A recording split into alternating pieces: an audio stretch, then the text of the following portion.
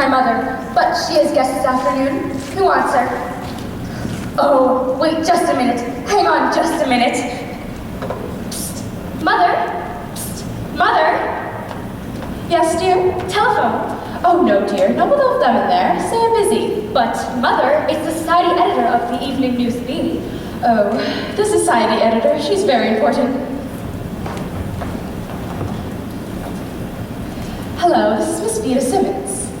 Yes, a tea and reception for the members of the Wednesday Forum. You might say, program tea? My mother, you know, the late Marcella Penny Dowd, pioneer cultural leader, she came here by ox team as a child, and she founded the Wednesday Forum. How many would you say, Myrtle?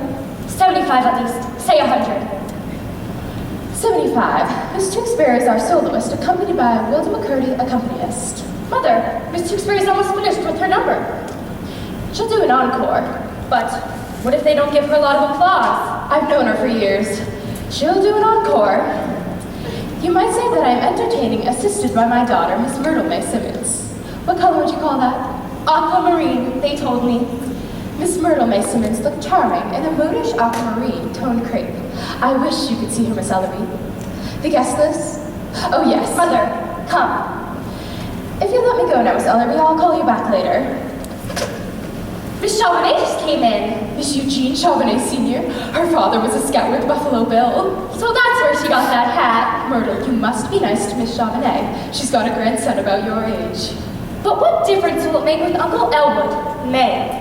I know, but we promised not to talk about that this afternoon. The whole point of this party is to get you started. We'll work through the older women to the younger group. We can't have anyone here in the evenings, and that's when men come to see you, in the evenings. The only reason we can even have a party this afternoon is because Uncle Elwood is at the 4th Avenue Firehouse playing pinochle. Thank God for that firehouse. I know, but they'll just have to invite you out, and it won't hurt them one bit. Oh, Myrtle, you have so much to offer. I don't care what anybody says. There's something sweet about every young girl. And a man takes that sweetness, and look what he does with it. But you've got to meet someone, Myrtle. That's all there is to it. And if I do, they say, that's Myrtle May Simmons. Her uncle is Elwood P. Dowd, the biggest screwball in town. Elwood P. Dowd is pal. You promised. I'm sorry. Let's get inside the dining room. Now, when the members come in here and you make your welcome speech on behalf of your grandmother, be sure to do this. And then after that, I mention a few words about my Uncle Elwood and say a few words about his pal Harvey. Darn Harvey. That's right. Let all the members of the Wednesday Forum hear you. You promised you wouldn't say that night, and you said it. I'm sorry, Mother, but how do you know Uncle Elwood won't come in and introduce Harvey to everybody? This is unkind of you. Elwood is the biggest heartache that I have. Even if people do say he's peculiar, he's still my brother, and he won't be home this afternoon. Are you sure? Of course I'm sure.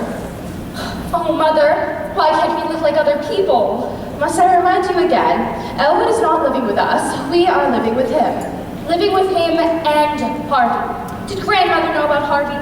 I've wondered and wondered about that. She never wrote me if she did. Then, why did she have to leave all her property to Uncle Elwood? I suppose it was because she died in his arms. People are sentimental about things like that. You always say that, and it doesn't make sense. She couldn't have made out her will after she died, could she? Don't be didactic, Myrtle May. It's unbecoming in a young woman, and men loathe it. Now don't forget to wave your hand. I'll do my best. Oh dear, Miss Tewksbury's voice is certainly fading. But not fast enough. Lovely, Miss Tewksbury, perfectly lovely. I loved it.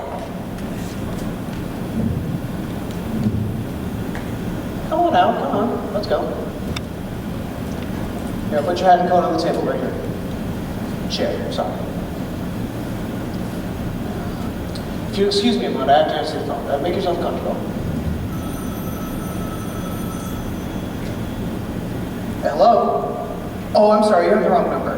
But how are you anyway? This is Elwood P. Dowd speaking. I'll do? Oh, thank you. And what is your name, my dear? Miss Elsie Greenwald? Harvey, it's Miss Elsie Greenwald. How are you today, Miss Greenwald? Yes, I would love to join your club. I belong to several clubs now. The University Club, the Country Club, the Pinochle Club at the 4th Avenue Firehouse. I spend a good deal of my time there, or over at Charlie's place, or over at Eddie's bar. And what is the name of your club, Miss Greenwald? Harvey. I get the ladies' home journal, good housekeeping, and open road for boys for 2 years for only $6.25. Yeah. It sounds wonderful, Miss Greenwald. I'll join. How's the sound to you? Oh, good. Harvey says you'll join too. That's right, 2 subscriptions. I mail everything to this address. I do hope I get the pleasure of meeting you sometime, Miss Greenwald. Oh, Harvey, she says she'd like to meet me. Jittered up. See, I'm shaking. Look at that. When would you like to meet me, Miss Greenwald? Why not right now? My sister seems to be having a few friends over, and we would consider it an honor if you stopped by. My sister would be delighted.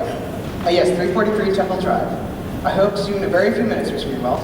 Goodbye, my dear. She's coming right over.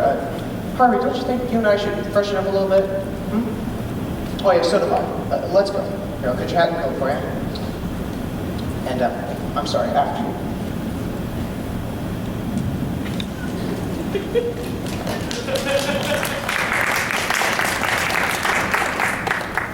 Mother, Miss Chauvenet, she's asking for you. Here's Mother, Miss Chauvenet. Here she is. Simmons, I thought you were dead. Aunt Ethel, I'm very much alive, thank you. And this full-grown girl is your daughter. I've known you since you were a baby. I know. What's your name, dear? This is Myrtle May, Aunt Ethel, are the 2 sisters of her father. He's dead. That's what confused you. Where's Elwood? He couldn't be here today, Aunt Ethel. Now let me get you some tea. Elwood isn't here. No. Oh, shame on him. That's the main reason I came. I want to see Elwood. Well, I'm sure there are loads of people who are anxious to speak to you. Why don't you come along with me?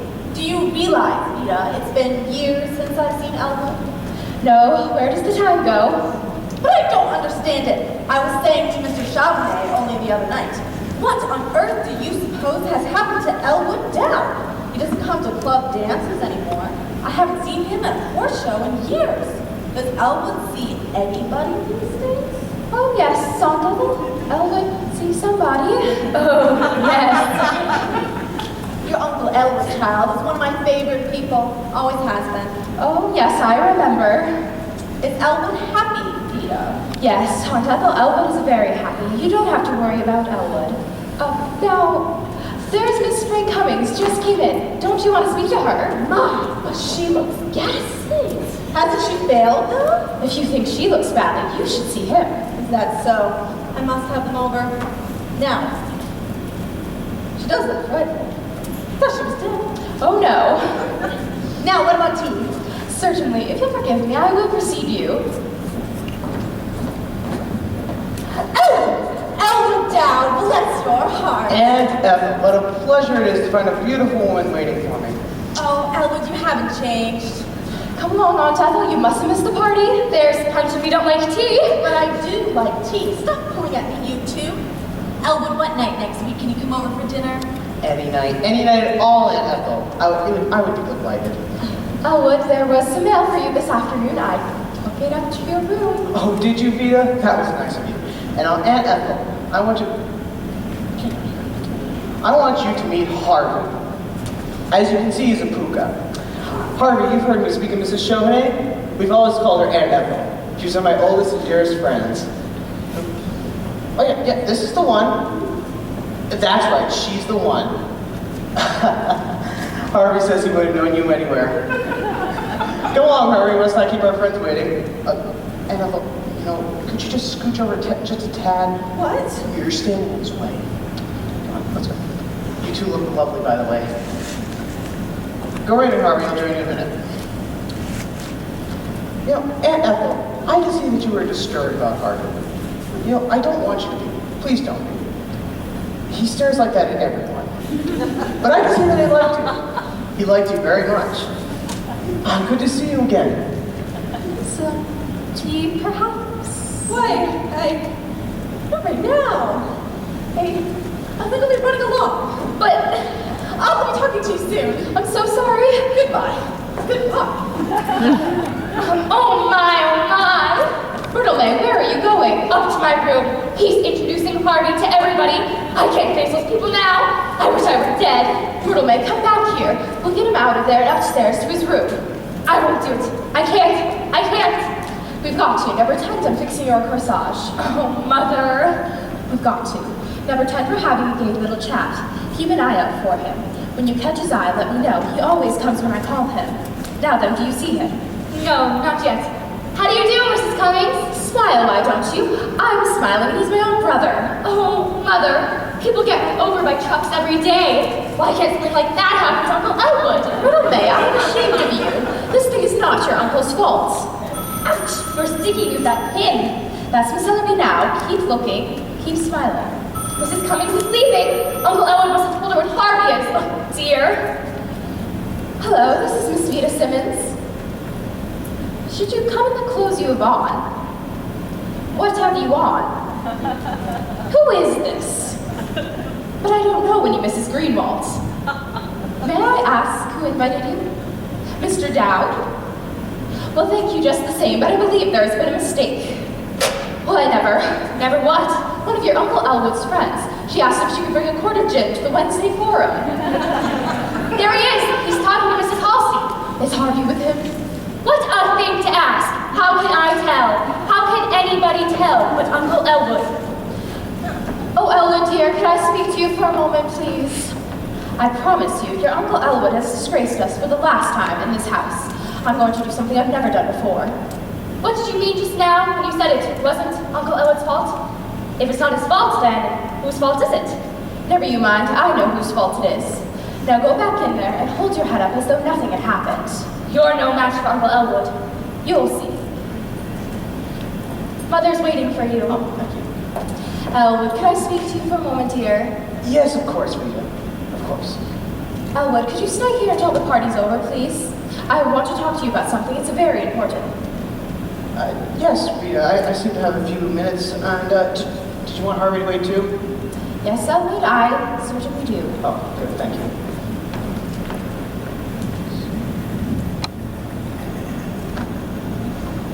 Jane Austen.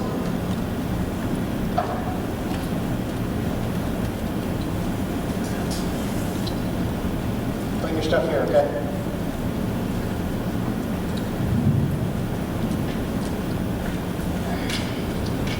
Sit down, Harvey. Vita wants to talk to us for a little bit. I think she wants to compliment us on the impression we made at her party. It's Jane Austen. The deluxe edition. Limited. Let's see here. The authors are Grosset and Dunlap. The usual acknowledgements, and chapter 1.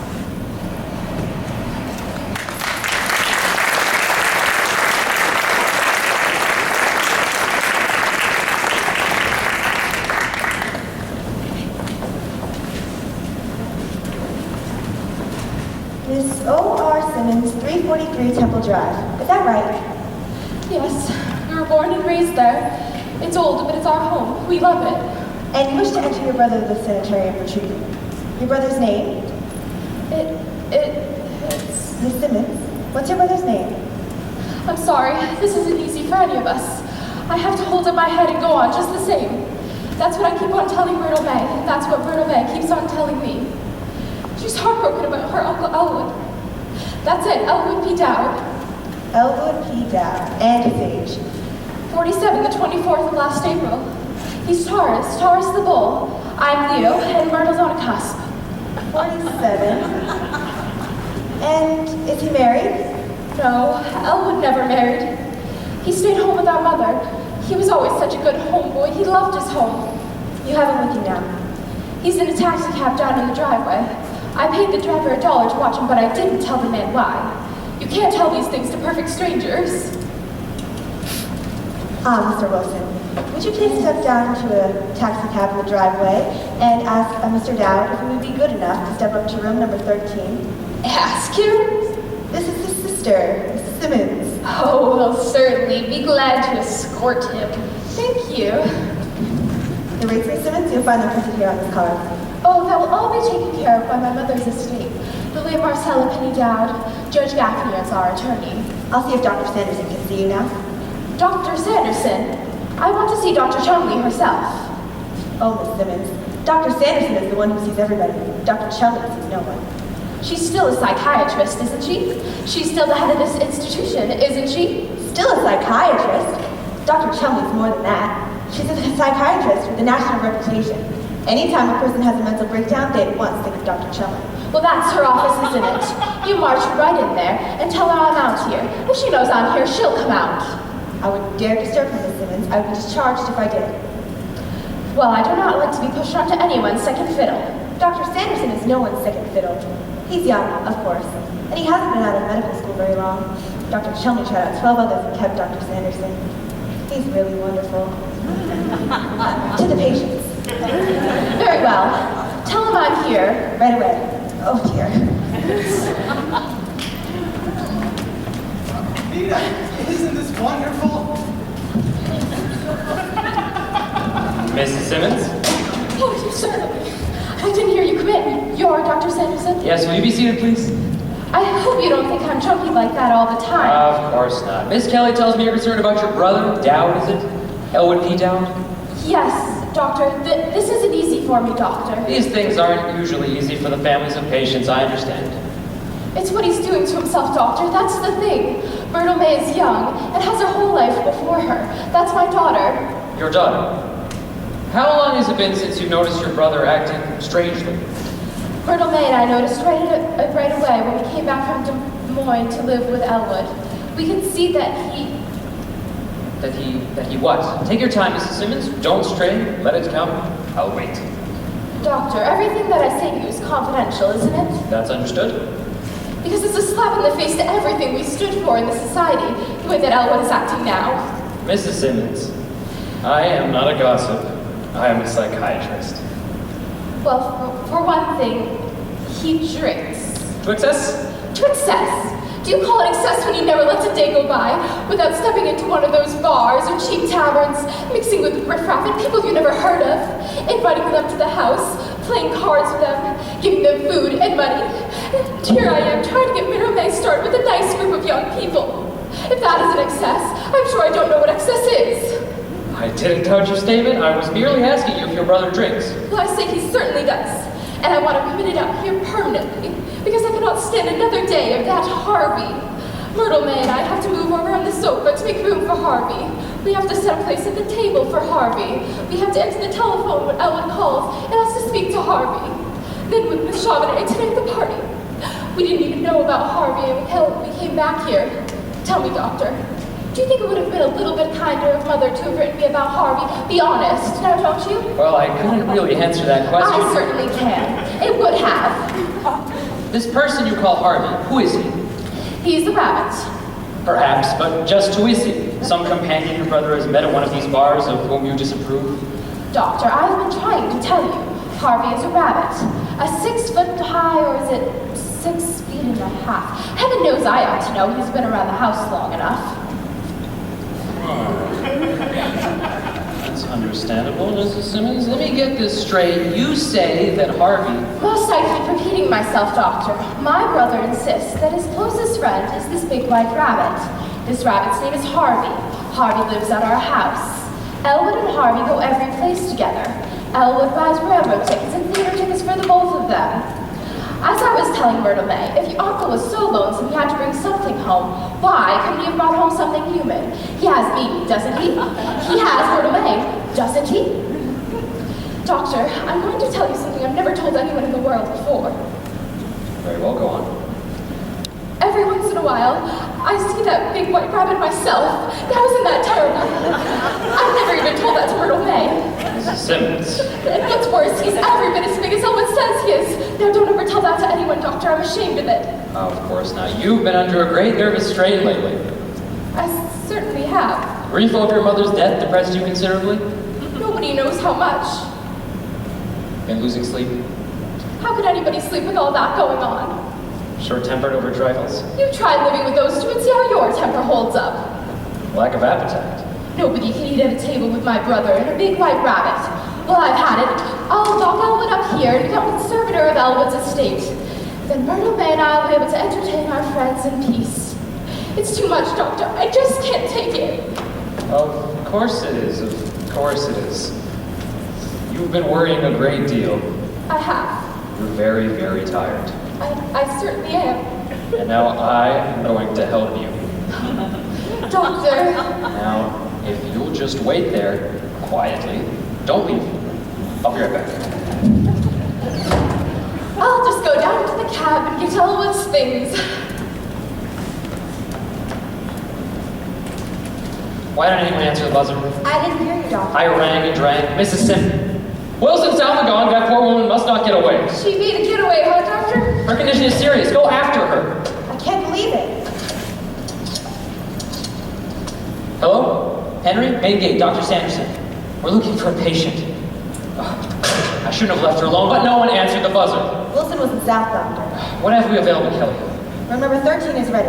Have him taken there immediately. I will prescribe the treatment. We must contact the brother. Dowd, was it? Elwood P. Dowd. Yes, get him on the phone, please. Doctor, I didn't think it was the woman who needed the treatment. She said it was for her brother. Of course she did. That's the oldest dodge in the book, used by a cunning type of psychopath. She knew her brother was going to come out here to have her committed, so she came out herself to discredit him. Get him on the phone, will you please? But Doctor, I thought the woman was all right, so I had Wilson take the brother up to room number 13. He's there now. You had Wilson take the brother in. No gags, please. Please, Kelly. You can't be joking. I did, Doctor. I'm terribly sorry. Well, since you're sorry, I guess that fixes everything. I'll do it. Miss Dunkley, would you please unlock the door to number 13 and give Mr. Dowd his clothes, and... Tell him to step down by my office right away. Tell him to step down to the office right away. There's been a terrible mistake, and Dr. Sanderson would like to explain. Explain? Apologize. Thank heaven she hadn't put him in the hydrotub yet. She'll let him out. Beautiful and dumb, too. Almost too good to be true. Dr. Sanderson, I feel terrible. Judge Gaffney called earlier and said that the both of them would be down here. And when Miss Simmons came in here, You don't have to be sarcastic. Oh, don't I? Oh, stop worrying. We'll squirm out of it some way. Where are you going? I've got to go talk to the chief about this, Kelly. She may want to handle this herself. He'll be furious. I know she will. She'll die, and then she'll terminate me. The responsibility is all mine. No, Doctor. Tell her it was my fault. I never mentioned your name, except in my sleep. But, Doctor, this man Dowd? Listen, Kelly, keep him here. I'll be right back. But what shall I say? What shall I do? I know he'll be furious. Look, Kelly, he'll be fit to be tied, but he's a man, isn't he? I guess so. His name is Mister. Kelly, just go through the works. You know, the eyes, the swish, the works. Yeah, I'm immune, but I've seen it work on some patients here. And just please, do whatever you have to do to keep him here. Full of awe, though. Oh, you're wonderful, Dr. Sanderson. You're just about the most wonderful person I've ever met in my life. Yeah, well, how about give me a lift here just the same? What? That Simmons woman, Did you catch her? slick as a whistle, she was coming along the path, humming a little tune. I jumped out from behind a tree, said, "Sister, there's a man here that wants to see you." Should have heard her yell. She's wacky, all right. Take her up to room number 24. She's there now. Well, listen. Why don't you go on up? I'll go.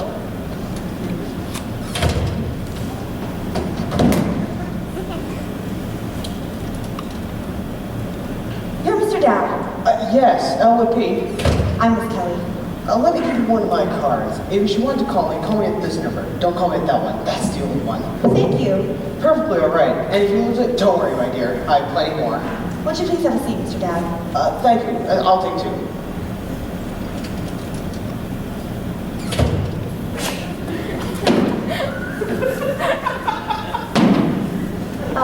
Dr. Sanderson is very anxious to talk to you. He'll be here shortly. Please have a seat. After you, Miss Kelly. Oh, I really can't. I'm in and out all the time, but you mustn't mind me. Please be seated. After you.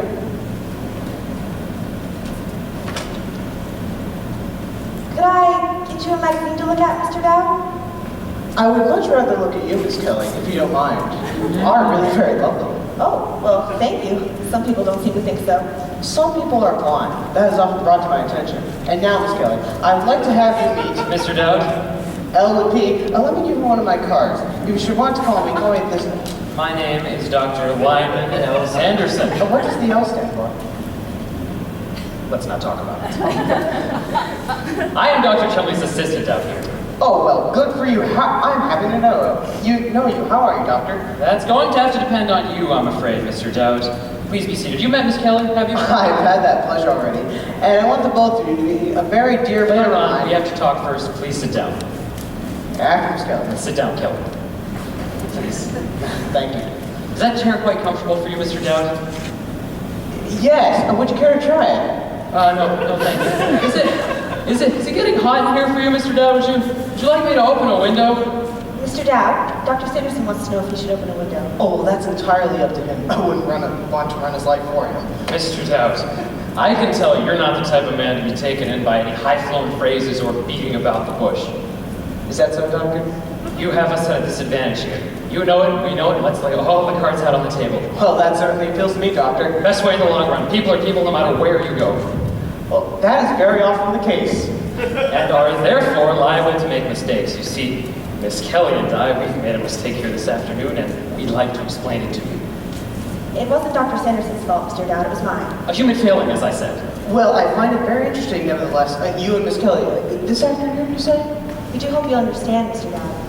Oh, yes. These things are often the basis of a long and warm friendship. The responsibility is, of course, not hers, but mine. You know, your attitude is old-fashioned, Doctor, but I like it. Now, if I had seen your sister first, that would have been an entirely different story. And now, there you surprised me, Doctor. I thought the world was all of you, but I was sure that she had seen her day. You must not attach any blame to her. That woman is very ill. Came in here insisting you were in need of treatment. That is perfectly ridiculous. Well, you shouldn't worry about me. I get along fine. Exactly. But she had already talked to Miss Kelly, and we've already received a phone call from your family lawyer, Judge Gaffney. I know her husband too. Wonderful people. Yeah. Mr. Dowd, your sister plunged into a heated tirade on your drinking. That would be them. She became hysterical. You shouldn't worry about that. I take care of it. Exactly. Oh, I suppose you take a drink every now and then, same as the rest of us? Yes, I do. And as a matter of fact, I think I'd like one right now. Matter of fact, so would I. But your sister's reaction to the whole situation was far too intense. Does your sister drink, Mr. Dowd? No, I don't believe she's ever taken a drink. Oh, well, I'm going to surprise you. I believe she has and does constantly. Well, I am certainly surprised. But it's not her alcoholism that's going to be the basis of my diagnosis for her case. No, it's something far worse than that. It's when she began speaking so emotionally and passionately about this big white rabbit. I believe she called him Harvey. Harvey is his name. She claimed you were persecuting her with this Harvey. Are you okay, Doug? Yeah, I'm fine. Bless you. No, I haven't been persecuting her with Harvey. You shouldn't feel that way. And now, Doctor, I must have you Sit down. meet. I need to make my point first. This trouble of your sister's didn't just spring up overnight. It stems from trauma. From what? You know, trauma, T-R-A-U-M-A, it means shock. Nothing unusual about it, Dowd. Take birth trauma, for example, the shock to the act of being born. That's the one we never get over. He's got quite the sense of humor, hasn't he, Miss Kelly? Yes, Doctor. May I say the same about you both? Mr. Dowd, to sum it all up, your sister's condition is serious, but I can help her. She must, however, remain here temporarily. Well, I've always wanted Vita to have everything she needs. Exactly. But I didn't want Vita to stay out here unless she wanted to, and unless she liked it up here. Of course. Kelly, did Wilson get what he was after? Yes, Doctor. What was Mrs. Simmons' reaction? Not unusual, Doctor. Mr. Dowd, Yes. thank you. If this were any ordinary delusion, something reflected on the memory picture, that would be one thing. But it stands to reason that no one has ever seen a rabbit 6 feet tall. Not very often, Doctor. I like you, Dowd. I like you too, Doctor. Miss Kelly here. I like her too. Yeah, so do I. Anyways, so she must be committed here temporarily. Mr. Dowd, under these circumstances, I will commit my own grandmother. Does your grandma drink too, Doctor? It's just an expression. Now, if you'll just sign these temporary commitment forms as next of kin, just as a liability. Oh, well, you better have me to do that, Doctor. Oh, we can't disturb her now. Oh, well, I better talk it over with Judge Gaffney. Oh, no, you don't have to. Tell her I advised it. Besides, it isn't as if you could just walk in at any time and make inquiries. Tell you what I'll do. You take those visitor's passes, Okay. and, or you just have a look around the place. I don't usually do this, but just to make sure in your mind that your sister is in good hands, why don't you take a good look throughout the facility? Oh, If you go through this door here, and you take a left, you'll find a conservatory. Beyond that, the library. Even further, the diet kitchen. Oh, really? And the weight room. The waiting room. That's That's rather interesting. I didn't know your patients had to be fit here. Well, for Peter's sake, I think you better do that, Doctor. Very well. Glad to have this little chat with you. I've enjoyed it too, Doctor. And may I add that for a layman, you show an unusually acute perception to psychiatric problems. Well, is that so, Doctor? I thought you knew everything about it. Well, a good psychiatrist is not found under every bush. Well, you must pick the right bush. You and Miss Kelly have been so wonderful here that I would love to invite you both down to Charlie's place for a drink. You see, when I enjoy people, I like to sit right with them. We're usually pretty busy around here. We don't get off until 10 o'clock tonight. Well, then at 10 o'clock tonight, we'll go down to Charlie's place. And you, Miss Kelly? Dr. Chumley doesn't approve of patients fraternizing, but since you've been so understanding, perhaps you can manage it. Wonderful. I'll pick you both up here in a cab, say around 10 o'clock, and the four of us will have a wonderful evening together. I want the two of you to be a very dear friend of mine. And so later on you said, so later on it'll be. I'll take these 2 passes, here's one for you. I'll carry time. And I shall see you later then. Very well. Oh, you're quite a funny man, sir. Likewise. Phew, I can breathe again. Boy, that was a close shave. That man was reasonable, Kelly. He was proud, too. What he has to be proud of? I have no idea. But I played up to that pride. You can get anything you want from anybody if you do that. Now, I must look in on the Simmons one. Dr. Sanderson, you said you can get anything from anybody if you want to. How can you do that? Well, it takes years of specialized training, Kelly. Now, like I said, I have to get going.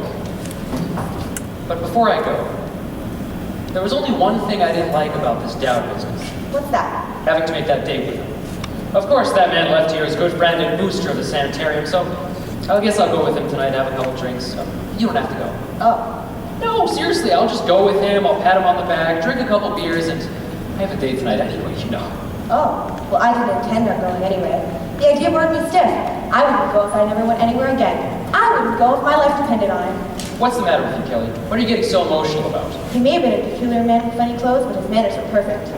I saw you giving him the doll stare. I didn't miss that. He wouldn't sit down till I sat down. He said I was lovely and called me dear.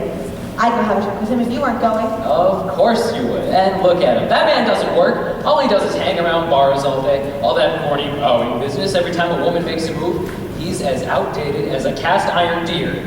And you would let him sit you down in a bar and flatter you? Listen, you're a wonderful girl, Kelly. Now let me tell you something, you. Dr. Sanderson, Miss Kelly, Yes, Doctor. tell the gardener to prune more carefully around my prize hydrangeas by my window. They'll be ready for cutting next week.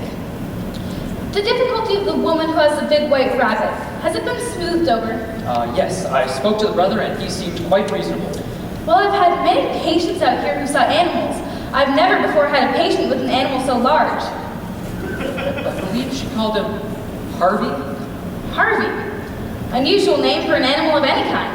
Harvey is a man's name. I've known several men in my day named Harvey, but never any animal whatsoever by that name. This case has an interesting phase, Doctor. Yes, Doctor. I will now go upstairs with you and look on the Simmons woman. It may be that we can use my formula 977 on her. I'll give you my advice in prescribing the treatment, Doctor. Thank you, Doctor. And now, may I ask, what is that hat and coat doing on the table? Whose is it? Oh, I don't know. Do you know, Miss Kelly? No, Mr. Dowd had his when he came in here. Maybe it belongs to one of the relatives of the patients. Perhaps it has some kind of identification. What? What's this? 2 holes cut out the crown of the hat, see? That's strange. Some new fad. Put them away, hang them up, get them out of here. Hello, Dr. Chumley. Oh, there you are. How is every little old thing? Fair, thank you, Wilson, fair. Look, someone's gonna have to give me a hand with that Simmons dame. Order a restraining jack or something. She is terrible. And you forgot about me, didn't you? I got her posted up all by myself. We're going up there right now, Wilson. Oh, good. She's in the hydro tub. My God, I left the water running on her. Willa, remember your promise. Oh, hello, Dr. Sanderson. You didn't forget about Dr. McClure's cocktail party, did you? We promised them faithfully. That's right. I have to go and look in on a patient now, but I'll be down shortly. Give a little quick diagnosis. I'm dying to see the inside of that house.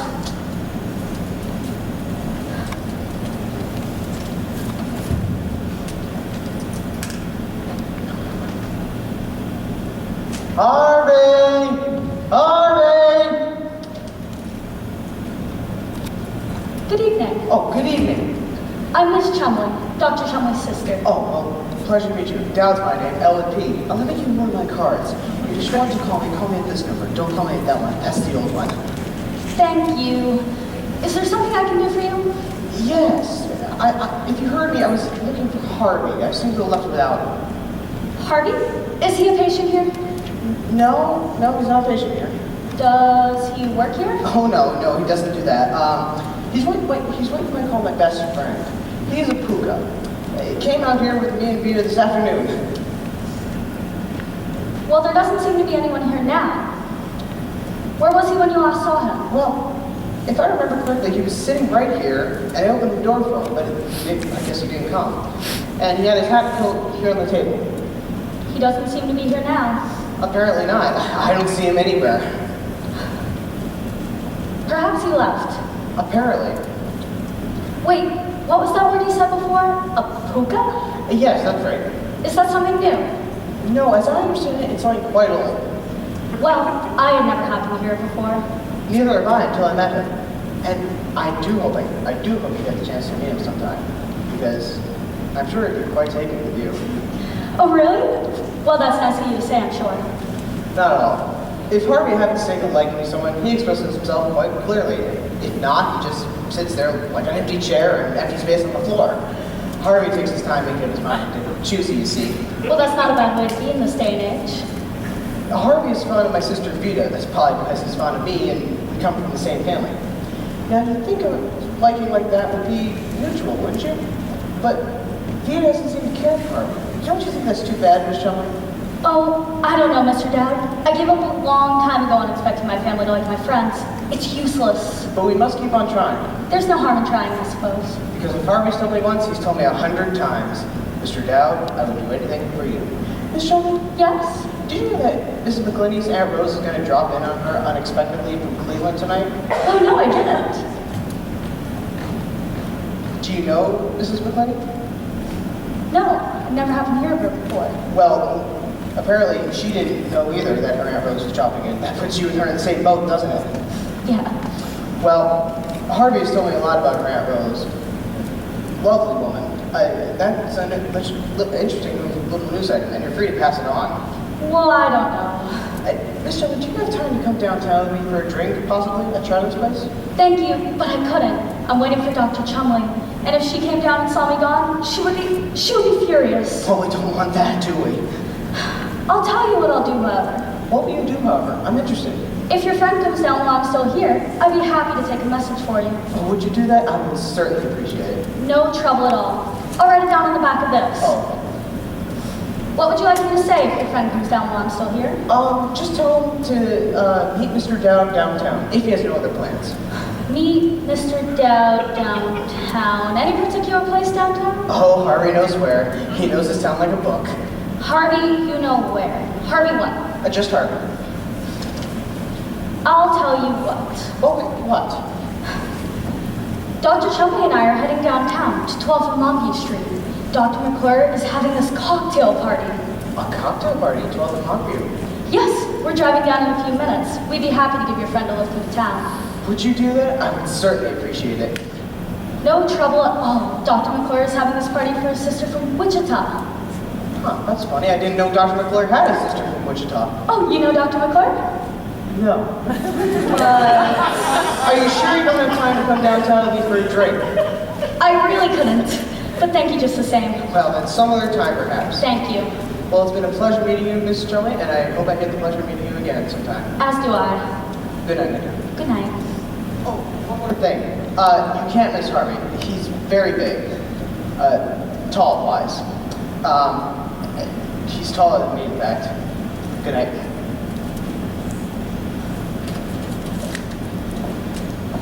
That Simmons woman is uncooperative, Doctor. She refused to admit to me that she is this big white rabbit.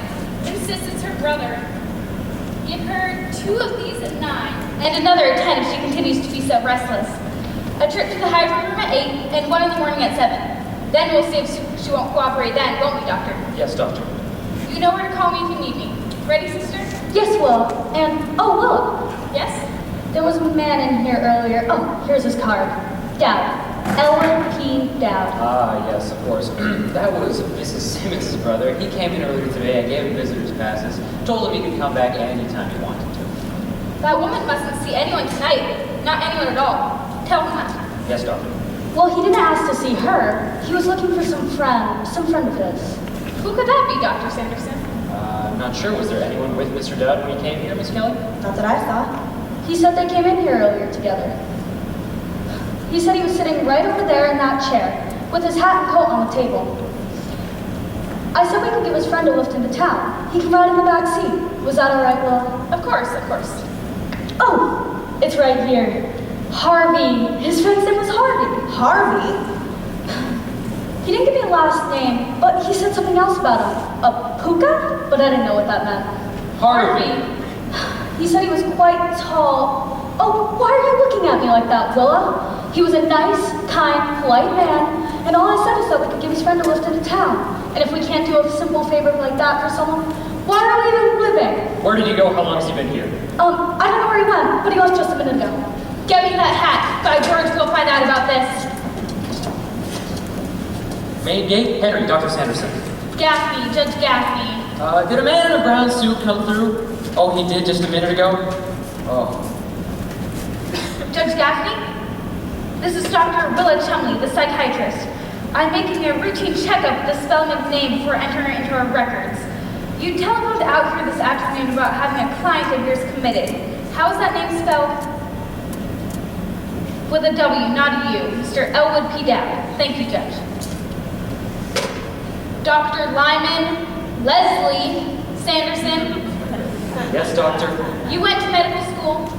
You specialized in the study of psychiatry. You graduated. You went forth.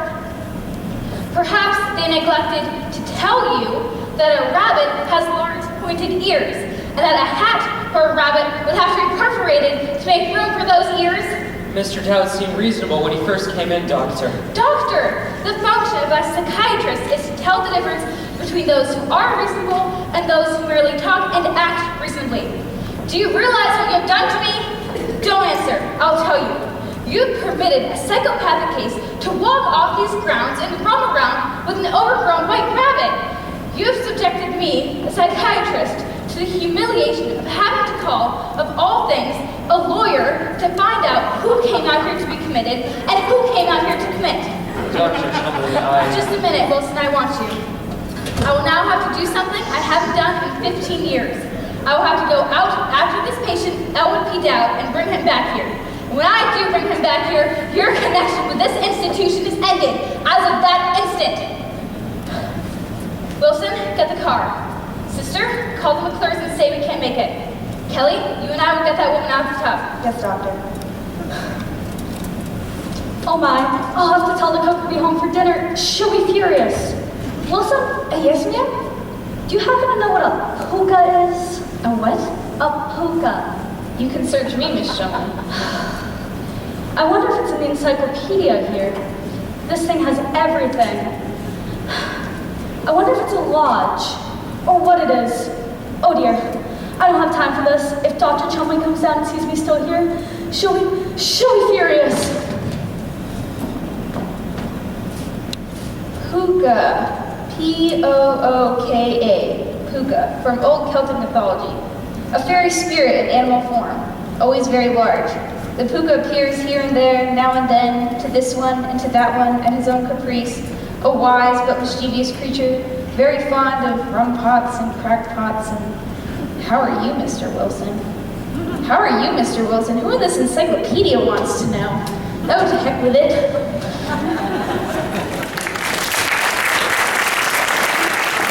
You know where she went? She went out to sanitarium to put Uncle Elwood in.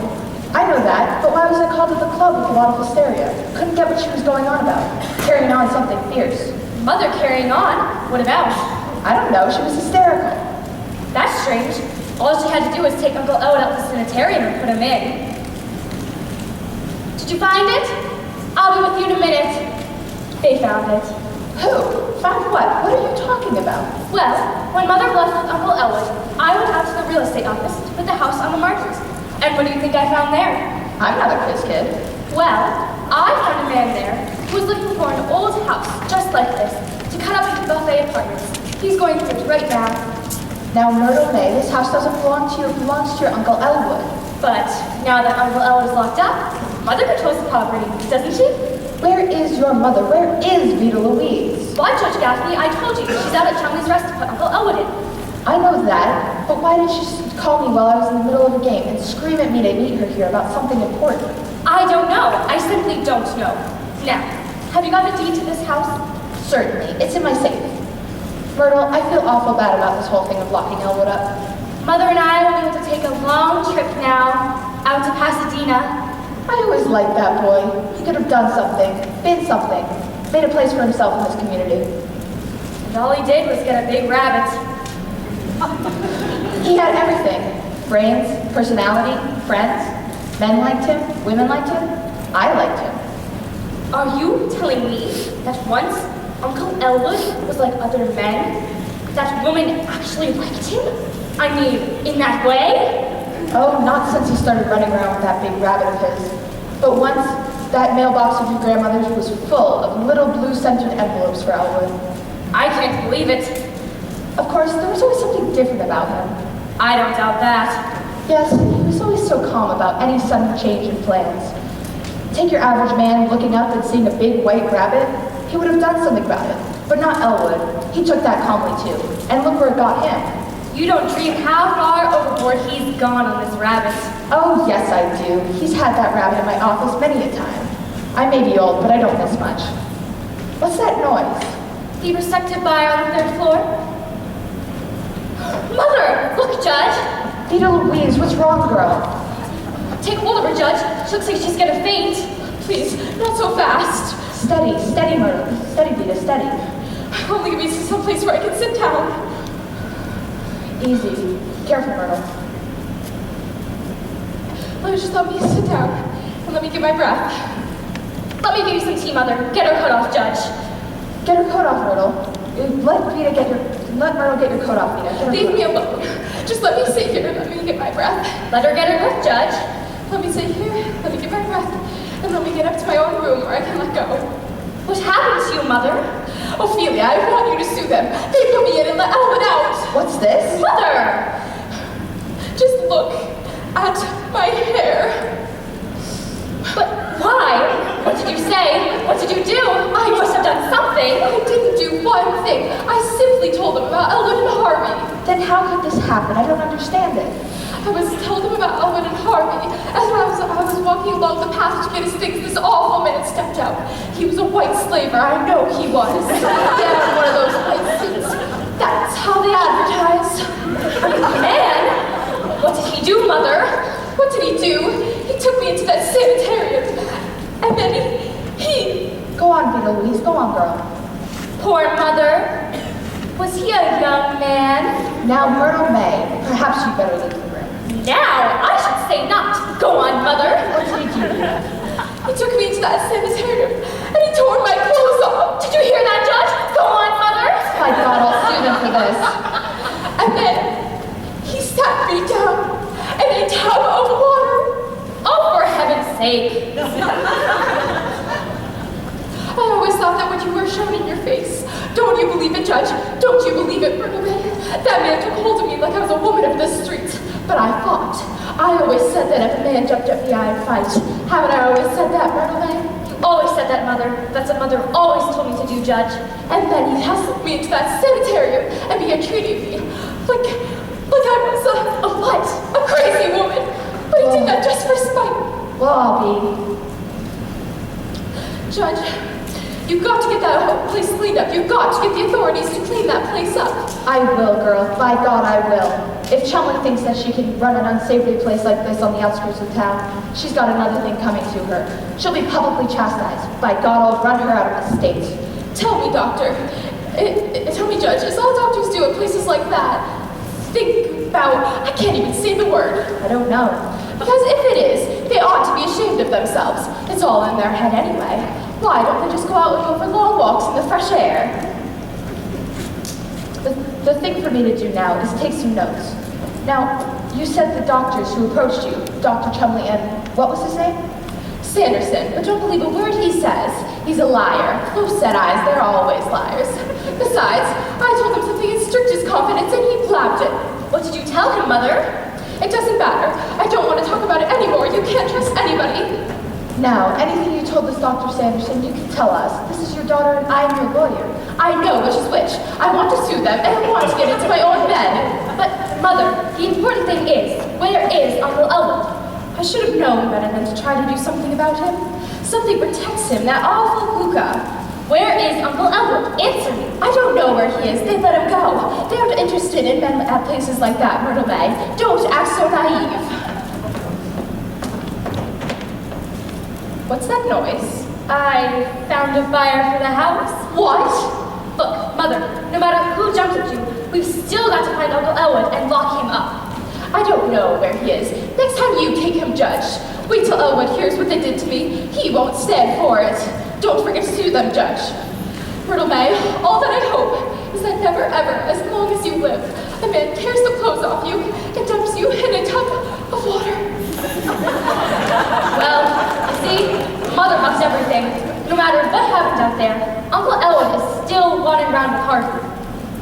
The thing for me to do now is take some more notes. It's all Uncle Elwood's fault. He knew what Mother was up to, and he had her put in. Then he ran. Now, Myrtle May, don't talk about your Uncle Elwood that way. Ever since he was a little boy, he's always wanted to share everything he had with her. I'm not giving up. We'll get detectives. We'll find him. And besides, you better save some of that sympathy for me and Mother. You don't understand what we have to put up with. Just wait till I show you something he brought home 6 months ago, and we hid it in the closet. You just wait. I'm gonna go talk to Vita Louise. There's more to the story that she's telling. I can sense that. Wait till I show you, Judge. All right, I'll wait. Okay, is he here? What? What's this? The crackpot with the rabbit. Is he here? No, and who, may I ask, are you? Not here, Doctor. Dr. Chumley's coming in anyways. Chumley. Well. I have some things I want to say to her. What's your name, Tablet? Judge Gaffney. Now, where is Chumley? The reason I ask is the doctor always likes to know who she's talking to. Doctor, this gal says her name is Judge Gaffney. Good evening, Judge. Let's not waste time. Has he been here? No. But Sure he ain't been here. He's wise now. He's hiding. It'll be awful trying to smoke him out. It'll be more difficult, but I'll do it. They're wise, they're cunning, but I get them. I always get them. Have you got the list of places we've been, Wilson? Right here, Doctor. Read it. Let's see, we've been to 17 bars, Eddie's Place, Charlie's Place, Bessie's Barn Dance, the 4th Avenue Firehouse, the 9th, the 10th, the 12th Avenue Firehouses, just to make sure. The Union Station, the grain elevator. Say, why does this guy go down to a grain elevator? the foreman is a friend of his. He has many friends, many places. Now then, we've come by here to ask Mrs. Simmons if she has any suggestions as to where we might look for Elwood. Dr. Chumley, my client, Miss Vita Louise Simmons, has retained me to file a suit against you. What? About what happened this afternoon. A suit? And while we're on the subject... Oh, that's pretty, ain't it, Doctor? After us dragging our tails all over town trying to find this guy. What happened this afternoon was an unfortunate mistake, and I have discharged my assistant who made it. And I'm prepared to take charge of this man's case personally. It interests me. And my interest in the case is something no amount of money can buy. You can ask any of them. What about the business this afternoon, Doctor? Water under the bridge. This is how I see things. I see it in this way. The important item here is to get this man down and bring him out to the sanitarium where he belongs. That's just what I think, Judge. Let me introduce Miss Myrtle May Simmons, Mr. Dowd's niece, Mrs. Simmons' daughter. How do you do, Dr. Chumley? How do you do, Miss Simmons? Oh, hi, Myrtle. What? Oh. Now then, let me talk to Mrs. Simmons. Mother won't come down, Doctor. You just tried to get Mother to talk to her, Judge. Now see here, your mother was manhandled. She was, God knows what she was. The man's approach to her... But kid, you have something else too. What? You have the craziest uncle that ever set foot inside of our nut house.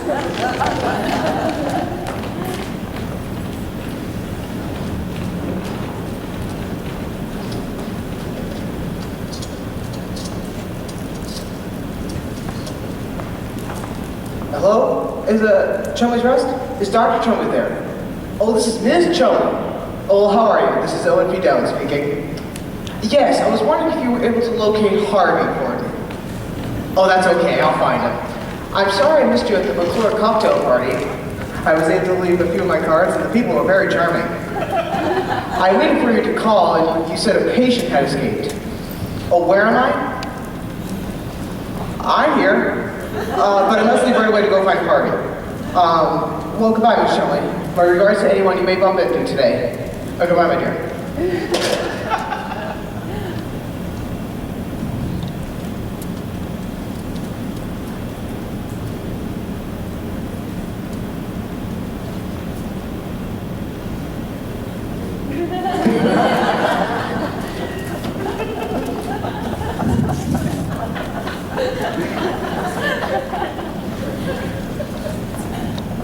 Doctor, you might as well go back home. I'm suing you for $50,000, and that's final.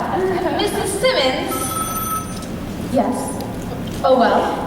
this picture over your mantle, That picture happens to be the pride of our house. who painted it? Oh, some man. I forgot his name. He came here, we paid him, and he left. Hello? Yes. No, this is Dexter 1567.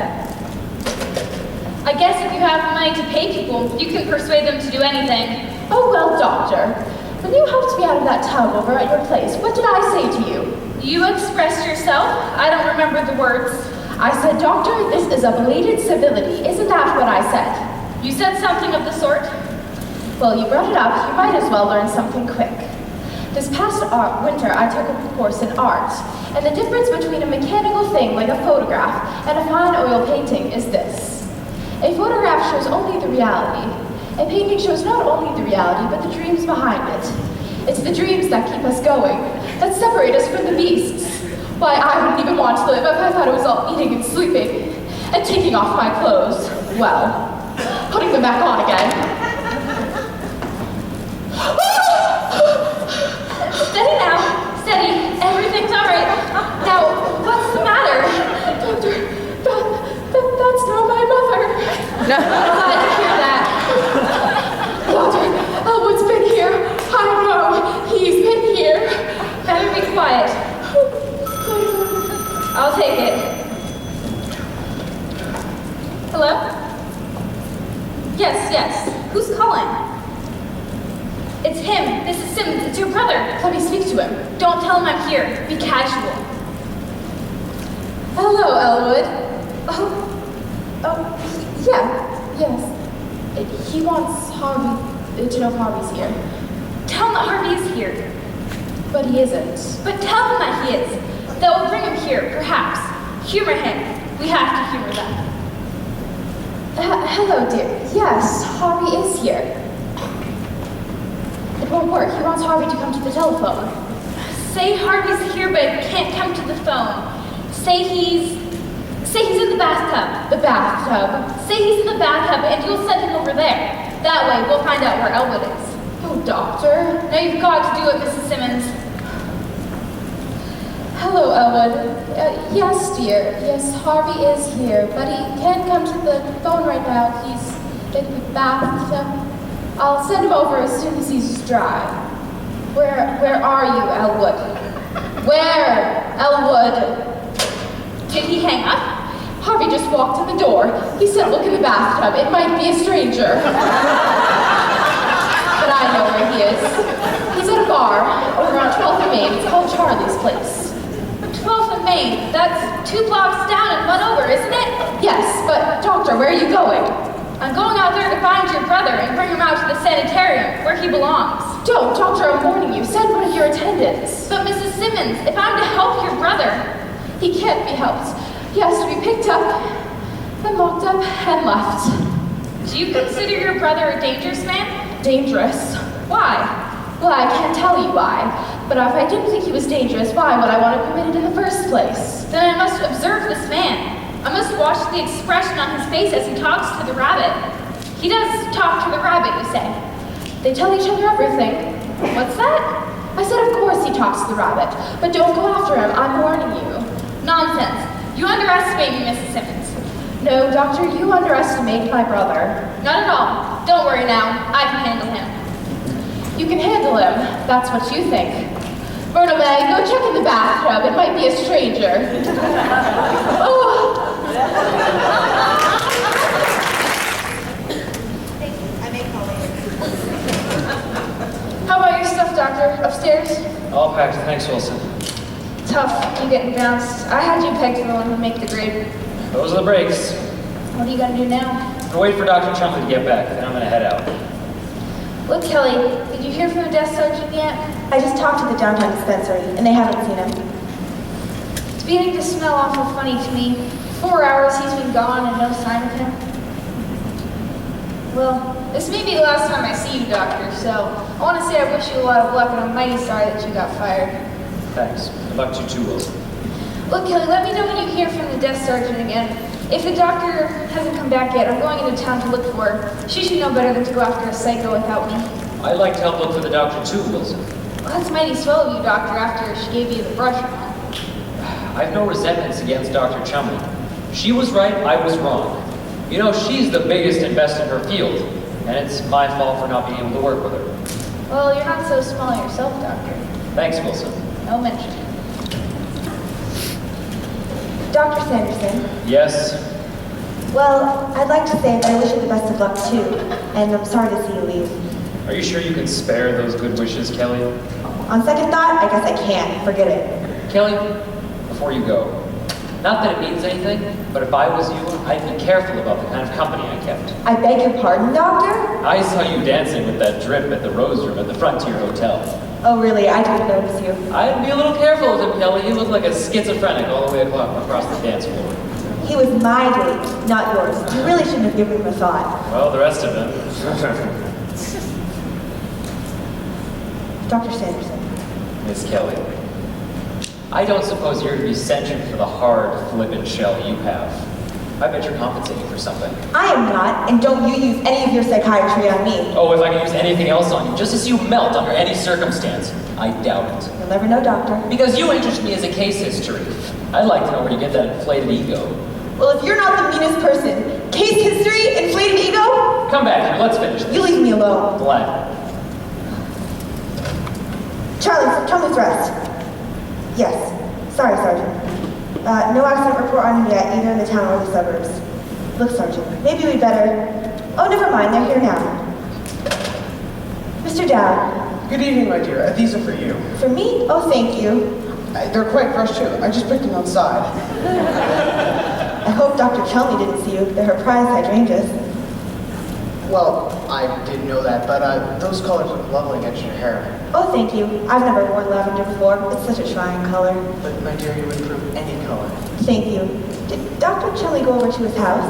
I cannot state. I don't know. But where is Dr. Sanderson? In his office there, I think. Well, thank you. Down, there you are. Dr. Sanderson, I have a cab outside. If it's okay for you and Miss Kelly to get away now. Where's Dr. Chumley? Oh, is she joining us? That's great. I don't know, Doctor. Well, I must apologize for being a few seconds late. I thought Miss Kelly should have some flowers. You know, from what happened this afternoon, Doctor, the flowers would really be from you. You know, as you grow older and these beautiful women pass you by, you really should think in deep gratitude of these lovely women of your youth. Oh, I can assure you that's not a problem, Mr. Dowd.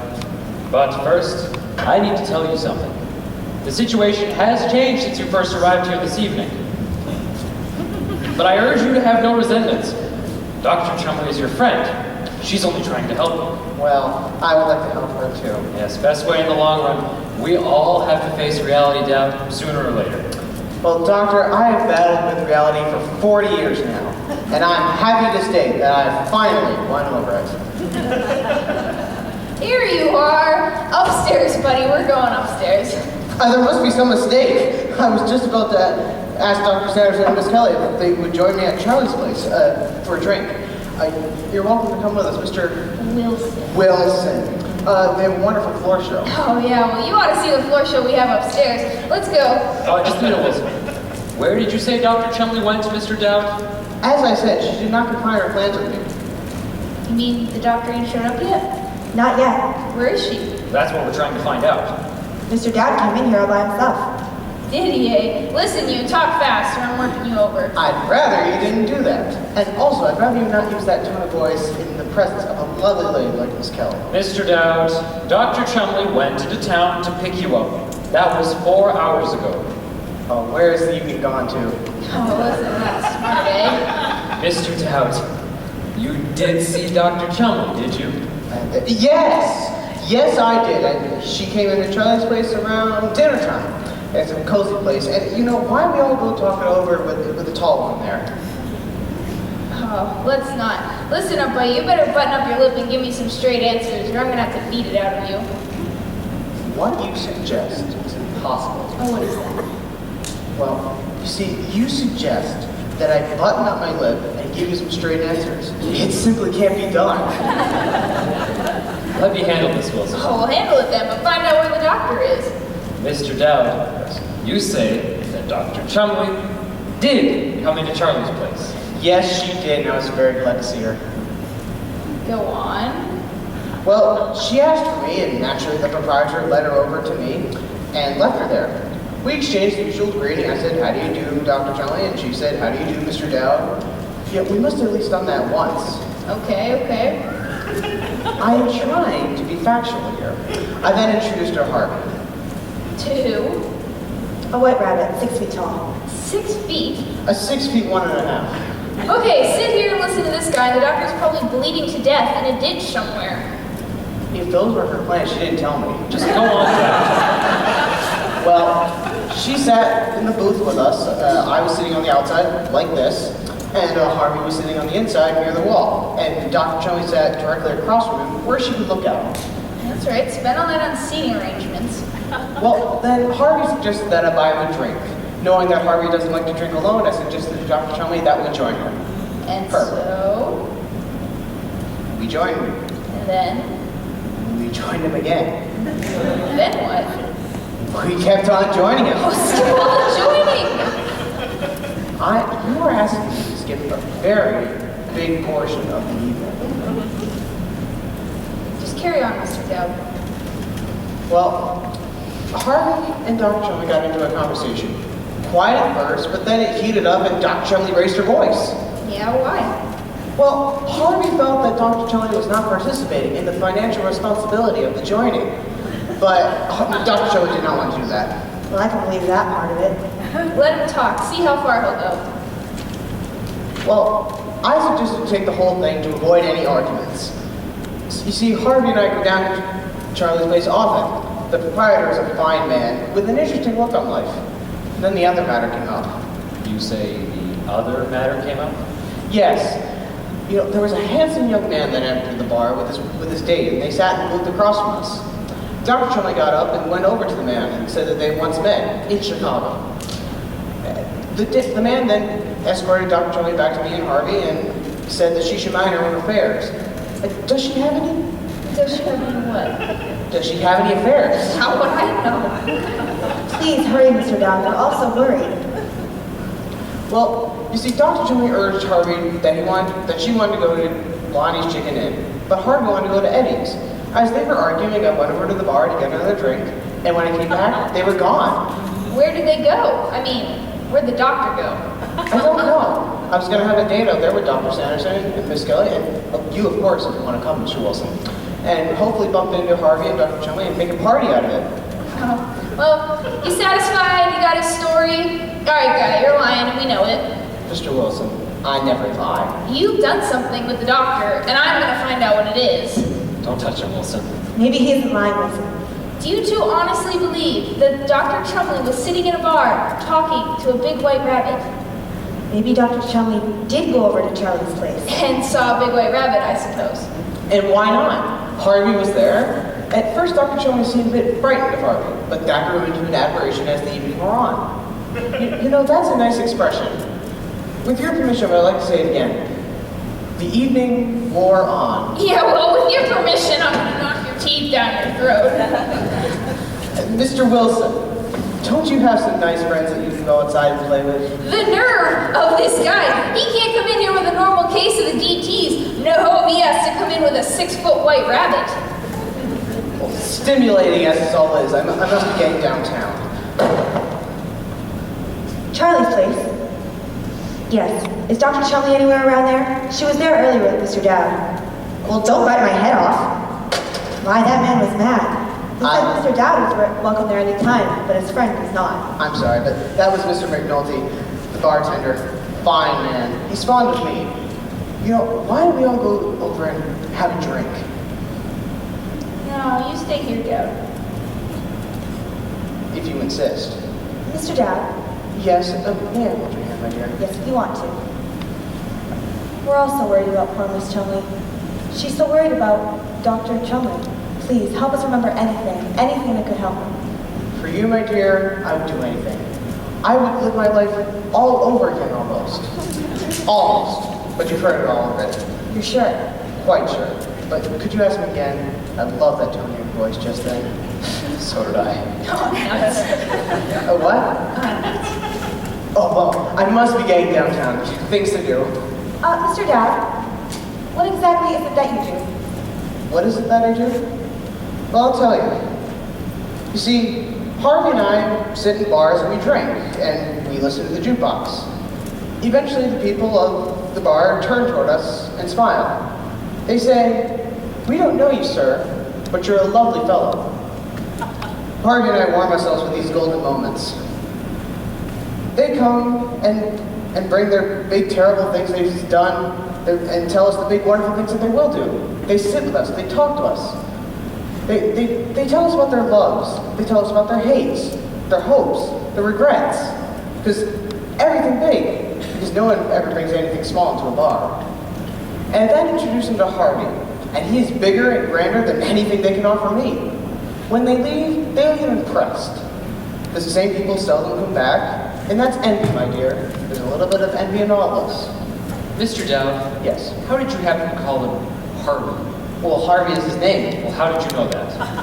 Well, no, that's rather interesting coincidence, Doctor. Of course it is. You see, several years ago, I was walking down on Fairfax Street between 18th and 19th. You know the block? Yes, yes. Well, I just helped Ed Hickey into a bar. Ed had been mixing his Ryan Chin again, and I thought he had conveyed. You see, I was walking down the street when I heard a voice say, "Good evening, Mr. Dowd." I turned the corner, and there was this great white rabbit leaning against a lamppost. Well, I thought nothing of it, because if you lived in a town as long as I lived in this one, you get the feeling that everyone knows your name. So naturally, I went over to talk to him. He said to me, "Ed Hickey seemed a bit spiffed this evening, or could I be mistaken?" Well, of course he was not mistaken. I think the world and all of Ed, but he certainly was spiffed. So we stood there and talked, and finally I said, "You have an advantage of me. You know my name, yet I don't know yours." Well, right back at me, he said, "What name do you like?" Well, I didn't even have to think twice about that. Harvey has always been my favorite name. So I said to him, "Harvey." And this is the interesting part of the story. He said to me, "What a coincidence. My name happens to be Harvey." Wow. It's quite a story, isn't it? Yes. What was your father's name, Dowd? John Frederick. Of course it was. Now, Mr. Dowd, did you have any friends when you were younger? Children you spent a lot of time with? Many hours? Oh, yes. Didn't you, Doctor? And what was his name? Vern McClinney. Did you ever know the McClinneys, Doctor? No. Oh, that's too bad. There were lots of them. Wonderful people. Mr. Dowd, Yes. I need you to think long and hard. Long and hard. Was there anyone, anywhere, anytime, any place, by the name Harvey? No. No, I don't believe there was ever anyone named Harvey that I know about. That's probably why I had such hopes for it. All right, Wilson, let's take him upstairs. We're done here. Oh no, you've made this your show, Doctor. Sitting here, letting him talk, forgetting all about Dr. Chumley.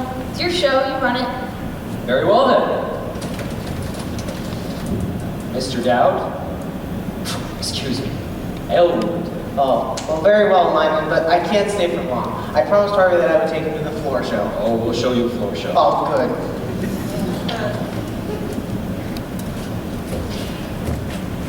Oh boy.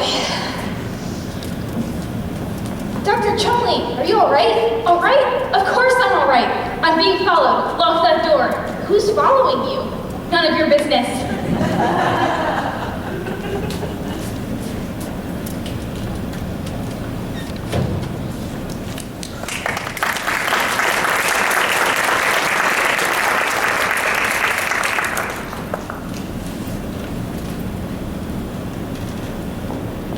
Dr. Chumley, how did you get out there? I just saw you go in there. I went out through my window. Wilson, don't leave me. No, doctor. Get that man Dowd out of here. Yes, sir. No, don't leave me. But you just said, Dumpy, on the telephone. Dumpy, get that man down and his clothes. Bring him down here right away. Don't leave me. Just a minute, doctor. Judge Gaffney? I want to see Chumley. Dr. Chumley, this thing is serious. It certainly is. It's more serious than you seem to suspect. Where can we go to talk? Not in there. The doctor doesn't want you going into her office. No, sir. Then sit down, Dr. Chumley. Sit down, Murderman. Sit down, Dr. Chumley. Sit down, Myrna May. Don't go, Wilson. Don't leave me. Now, doctor, here are my notes, the facts. Now, has it ever occurred to you that there might be something like this rabbit Harvey? Of course there isn't. And anybody who thinks so is crazy. Well, don't look at me like that. There's nothing funny about me. I'm like my father's family. They're all dead. Now then, my client, the plaintiff, Miss Vita Louise Simmons, swears under oath that on the evening of November 2nd in her kitchen, upon hearing your name, turned to see the great white rabbit Harvey. He was staring at her. Resenting the intrusion, the plaintiff made certain remarks and drove the creature from the room. He went. What did she say to him? She was emphatic. The remarks are not important. I want to know how she got this creature out of her sanitarium. I mean, her home. Oh, I hate to have you tell her, Judge. It isn't a bit like Mother. She looked him right in the eye and exclaimed in the heat of anger, "To heck with you." To heck with you. He left? Yes, but that's not the point. The point is this perjury or is it something we can deal with? I ask for your opinion. Where's Ruthie? Ruthie! Baby, I've been looking all over for you. Dr. Sanderson, disregard what I said this afternoon. I want you on my staff. You're a very astute young man. Oh, Lyman, did you hear? Yeah. Oh, baby. See you later. Oh, Doctor, you just got to keep Uncle Ellen out here. No, I want the sanitarium the way it was before that man came out here this afternoon. I know what you mean. You do? Well, it certainly gets on anyone's nerves. The way Uncle Elwood knows what's going to happen before it actually happens. This morning, for instance, he told us that Harvey told him that Mrs. McKelney's Aunt Rose would drop in on her unexpectedly tonight from Cleveland. And did she? Did she what? Aunt Rose, did she come just as Harvey said she would? Oh, yes. Those things always turn out the way Uncle Elwood says they will. But what of it? What do we care about the McKelneys? You say this sort of thing happens often?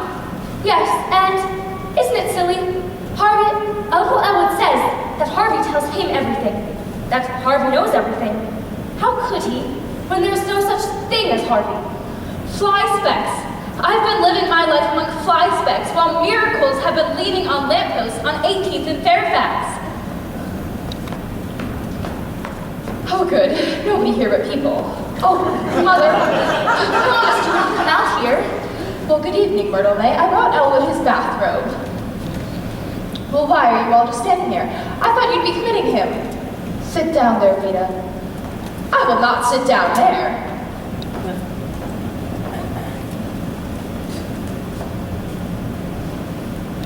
Myrtle, you and I should go out Saturday night. It'd be a fun time.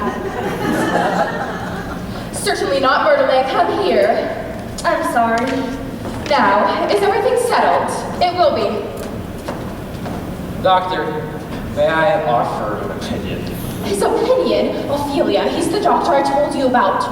Eyes. Now, it is my opinion that Elwood P. Dowd is suffering from a third-degree hallucination, and the other party auto-suggestion. I recommend shock formula number 977 for Mr. Dowd, and bed rest at home for... You do? That is my diagnosis, doctor. Do not worry, it Your brother will not see this rabbit anymore after this injection. We've used it in hundreds of psychopathic cases. Don't you call my brother a psychopathic case. We've had nothing like that in our family. Really? If you didn't think Uncle Ellen was psychopathic, then why did you bring him out here? Well, where else could I bring him? I certainly couldn't bring him to jail, now could I? Besides, this thing is not your uncle's fault. With a town full of people, why did Harvey have to speak to Elwood in the first place? Stop putting your oar in. Keep your oar out. If this shock formula brings people back to reality, give it to them. That's where we want Elwood. I'm not sure that it would work in a case of this kind, Doctor. It always has. Harvey always follows Elwood home. He does? Yes. But if Elwood can't see Harvey, then when Harvey comes to the door, I'll deal with him. Mother, won't you stop talking about Harvey as if it were such a thing?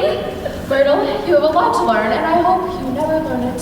Here he is. Good evening, everybody. Good evening, Elwood. I brought you your bathrobe. Oh, thank you, Peter. Well, Dr. Chumley, what should we do? We've got to do something. Yeah, oh yes, we must. I should say so. Yes, it's imperative. Oh, while we're deciding, why don't we go down to Charlie's place for a drink?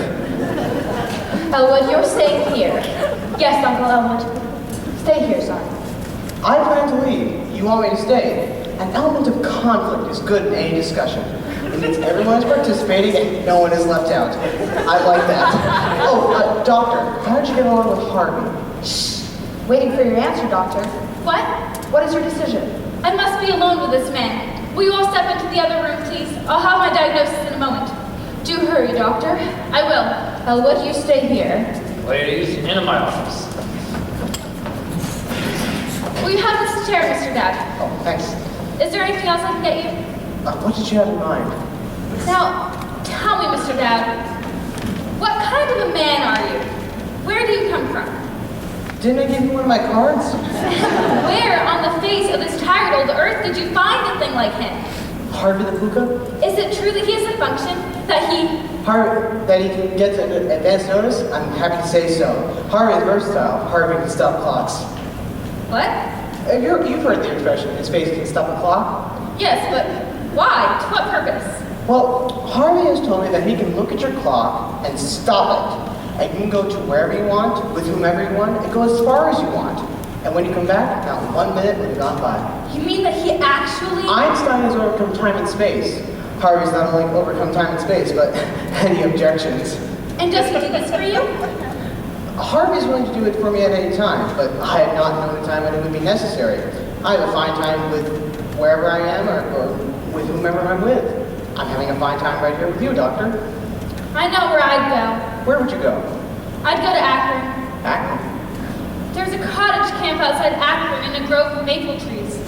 Cool, green, beautiful. Ah, my favorite tree. I'd go there with a handsome young man, a strange man, quiet man. Under a tree? I wouldn't even want to know his name. I'd just be Miss Brown. And now, why wouldn't you want to know his name? I mean, you might be acquainted with the same people. I'd send out for wine. I'd talk to him. I'd tell him things I've never told anyone before. Things locked in here. And then I'd send out for more wine. No whiskey? Wine is better. Perhaps under a tree, but maybe he'd like a highball. I wouldn't let him talk to me, but as I talked, I'd want him to reach out a strong hand and stroke my head and say, "Poor thing, oh you poor, poor thing." And how long would you like this to go on? 2 weeks. Just Akron and wine and poor thing for 2 weeks? Yes, it would be wonderful. I do think you're making a mistake with not letting that man talk. I mean, you might picked up a tiny little news item or something. Also, I think you're making a mistake with all that wine and no whiskey, but it's your 2 weeks. Wine and Akron and one last fling. Are you sure you wouldn't like to lie down for a little bit, Doctor? No. Now, tell me, Mr. Dad, would he do this for me? He could and he might. I've never known Harvey to say anything against Akron. By the way, where is Harvey? Why? Don't you know? Well, last time I saw him, he was with you. Ah, Oh, silly me, he's probably waiting for me down at Charlie's place. That's it. He's down at Charlie's. Well, if you excuse me for a moment. No, Mr. Dowd. Not in there. Well, I couldn't leave without saying goodbye to my dear friend, Dr. Sanderson. Mr. Dowd, Dr. Sanderson is not your friend. None of these people are your friends. I am your friend. Thank you, Doctor, and I am yours. And this sister of yours, she's at the bottom of this conspiracy against you. She's trying to persuade me to lock you up. She had commitment papers drawn up. She's got your power of attorney and the key to your safety deposit box. She brought you out here.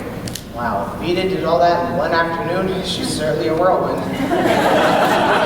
Listen, haven't you any righteous indignation? Doctor, my mother used to say to me, in this world, Elwood, she'd always call me Elwood, in this world, Elwood, you must be oh so smart or oh so pleasant. For years I was smart. I recommend pleasant. You may quote me. Just the same, I will protect you if I have to commit her. Would you like me to do that, Mr. Dowd? Well, I've always wanted Vita to have everything she needs. Now that you don't have a nice place here, but I do think Vita would be happier back home with Myrtle, Mamie, and of course Harvey. Miss Kelly, diviner grace has never brightened this enchanting face. Ovid's mythology. My dear, you never looked lovelier. I'll never feel happier, Mr. Dowd.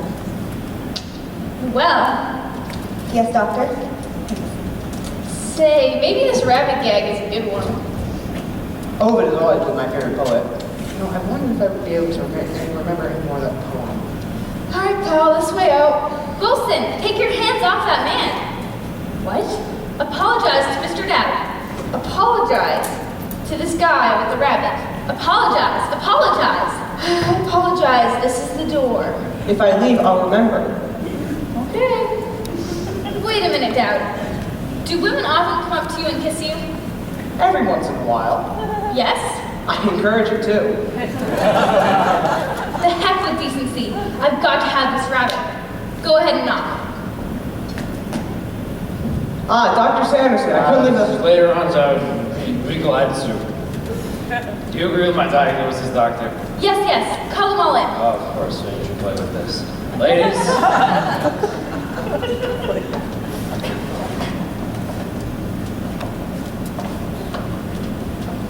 Welcome back. Is it settled? I find I concur with Dr. Sanderson. Thank you, Doctor. Oh, that's wonderful. What a relief. Good boy. You know, let's celebrate. I have some new bars listed in the back of this book here. Where is it? Ah, here it is. This injection carries a violent reaction. We can't give it to him without his consent. Will he give it? Of course he will, if I ask him. To give up this rabbit? I doubt it. Oh, don't ask him, just give it to him. All right, let's see here. We have Blondie's Chicken Inn, Eddie's, Better Late Than Never, Elwood. Bessie's Drive. Oh, okay, we'll go to Bessie's Drive-In. We better phone for a table. How many of us will there be, Vita? Oh, Elwood. Mr. Dowd, I have a Formula 977 here that will be good for you. Will you take it? Well, I'm sure if you thought of it, Doctor, it must be a very good thing. And if I happen to run into one who needs it, I would gladly recommend it. But for me, I wouldn't care for it. Hear that, Judge, hear that, Doctor. This is what we have to put up with. Vita, do you want me to take this? Elwood, you're my brother, and I've known you for years. I would do anything for you. This Harvey, he wouldn't do anything for you. He's making a fool out of you, Elwood. Don't be a fool. Don't worry, Vita, I won't. Why, you could amount to something. You could be sitting on the Western Slope Waterboard right now if you only went over and asked them. Okay, Vita, if that's what you want, Harvey and I will go over and ask them tomorrow. Tomorrow? I never want to see another tomorrow. Not if Myrtle May and I have to live with Harvey. We have no social life. We have no life at all. We're both miserable. I wish I were dead. But maybe you don't care. Well, I've always wanted Vita to have everything she needs. Vita, do you want me to take this? Okay, that was fast. Doctor, where do we go? Right this way, Mr. Dowd. Very well. Oh, would one of you say goodbye to the old fella for me? How long will this take, Doctor? Oh, just a couple seconds. Just wait here quietly. Don't leave. All right, we'll wait. The doctor said it would only be a minute. Oh, Mother, stop your fidgeting. How can I help it?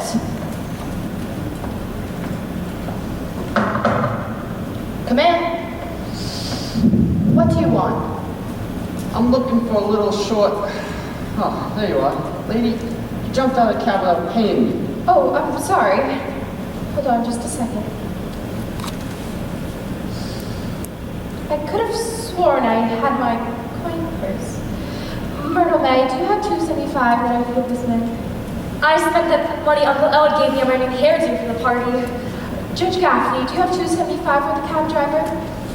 Sorry, nothing but a check. We don't take checks. I know.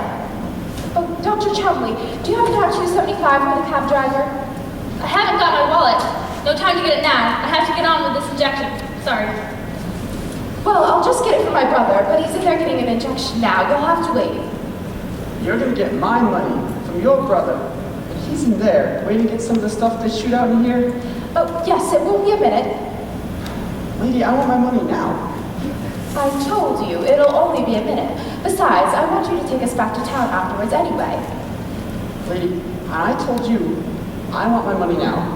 Or I'm nosing the cab back into town, and you can wait for the bus at 6 in the morning. Well, of all the pig-headed, stubborn things, I should say so. what's the matter with you? Nothing that $2.75 won't fix. I've never heard anything so unreasonable in my life. Dr. Chumley, could you let Elwood out? The cab driver won't wait. Don't be too long. Elwood, could you give $2.75 to this cab driver, please? But don't give him any more. He's been very rude. Oh, well, how do you do? Dow's my name, Elwood P. Lofgren's mine, BJ. Oh, it's a pleasure to meet you, Mr. Lofgren. Have you met everyone here? This is my sister, Mrs. Simmons, my charming little niece, Myrtle May, Dr. Chumley, and Judge Gaffney. Hi. So have you lived here all your life, Mr. Lofgren? Yeah, I've lived here all my life. And do you enjoy your work? It's okay. I've been with Apex Cabs about 15 years, and my brother Joe, he's been with Brown's Cabs for about 12. Well, you have been with Apex Cabs and your brother Joe for Browns. Isn't that interesting, Vita? Better get on with this, Mr. Dad. Oh, yes, certainly. Just 1 minute. Mr. Walker, please have one of my cards. See, my sister and my charming little niece live here with me at this address, and we would love to have you over for dinner sometime. Sure, we'd be glad to. Oh, when would you be glad to? It'd have to be Tuesday nights. I work late every other night. Well, then, on Tuesday, I'll expect you for dinner. Elwood, I'm sure this man has friends of his own. Vita, you can't have too many friends. Elwood, don't keep Dr. Chumley waiting. That's rude. Oh, of course. Let's see here. Oh, here we go. I knew I had it somewhere. Here you are, sir. Keep the change, and I will expect you and your brother Joe for dinner on Tuesday. Now, if you'll excuse me for a moment. Sure. A sweet guy. Certainly, you could have just as well waited. Oh no, listen lady. I've been driving this route for 15 years. I drive them out here to get that stuff, and I drive them back when they've had it. It changes them. Well, I certainly hope so. You ain't kidding. On the way out here, they sit back and enjoy the ride. They talk to me. Sometimes we stop and we watch the sunsets, and we watch the birds flying. Sometimes we stop and we watch the birds even when they're not flying. We watch the sunsets, even when it's raining. We have a swell time, and I always get a big tip. But afterwards, oh. Afterward, oh, what do you mean, afterward, oh? Well, afterwards, they crab. They crab. They yell at me to watch the lights, watch the brakes, watch the intersections. They scream at me to hurry. They got no faith. Yet, it's the same cab drivers, it's the same buggy. It's even the same road. It's no fun and no tips. Well, my brother would have tipped you anyway. He's very generous, always has been. No, not after this. Lady, after this, he's gonna be a perfectly normal human being. And we know what jerks they are. Well, I'm glad I met you. I'll wait outside. Oh, Judge Gaffney, Myrtle May, stop it! I don't want Elwood to have it! Elwood! What is this? I don't want Elwood to have it! I don't like people like that! Elwood! You can't do that. The doctor's giving me injection. Mother, stop this. Judge, do something with her. You shut up. I've lived her longer than you have. I remember my father. I remember your father. I remember... What's this? What is all this commotion? What's the trouble, Doctor? Is she sounding off again? She wants to stop the injection. You haven't already given it to him, have you? No, but we're ready. Take Mrs. Simmons away, Wilson. This way, Mrs. Get your hands off me, you white slaver. You don't know what you want. You didn't want the rabbit either. What's it to you if Elwood, Myrtle and I want to live with Harvey? It's our business. You don't even have to come around. Have it your way, but I'm not giving up my game at the club, no matter how big the animal is. Elwood! Elwood! Oh. There, Vita. Vita's done a lot today. She's all tired out. Come along, Elwood. Come along, Myrtle. I wish I'd never seen this place. But see here, Mrs. It's whatever Simmons. Vita says, Doctor.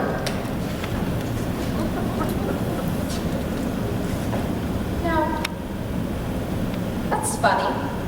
It's my coin purse. I could have paid that cab driver all along. Harvey. Come along, Myrtle. Come along, Elwood. Good night, Dr. Shelley. Good night, Mr. Wilson. You know, I've always known what my family thinks of Harvey, but I've always wondered what Harvey's family thinks of me. Hey, come on out here. Where have you been? Mind your ears.